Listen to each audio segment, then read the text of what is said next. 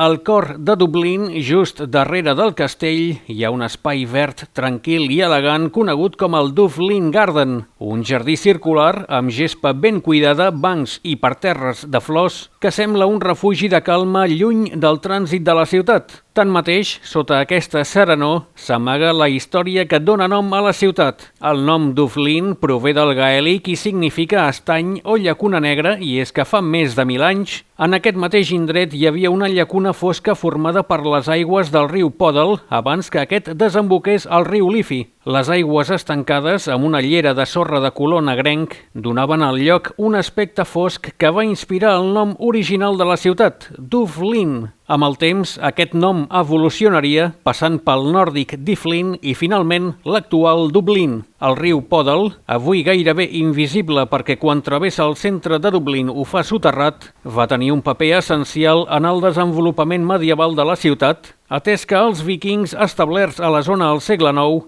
aprofitaven la llacuna negra com a port natural per a protegir les seves embarcacions. Aquell espai aquàtic era estratègic, permetia comerciar, defensar-se i controlar l'accés fluvial fins al punt d'esdevenir el nucli d'un dels assentaments vikings més importants d'Irlanda. Més endavant, els normands construirien el castell en una zona elevada al costat de la llacuna, que durant segles va ser el centre del poder polític britànic a Irlanda. El paisatge original, però, va anar desapareixent. El Poddle fou canalitzat. Avui desemboca al Liffey mitjançant un túnel que molts pensen que és una claveguera, la llacuna fou assecada i els espais naturals es transformaren en patis, edificis i carrers urbans. Els jardins de Duflin, dissenyats al segle XX, són una reconciliació entre la ciutat moderna i la seva geografia perduda. De dalt, el jardí central presenta patrons circulars que recorden nusos celtes i formes aquàtiques, evocant discretament l'antiga llacuna negra.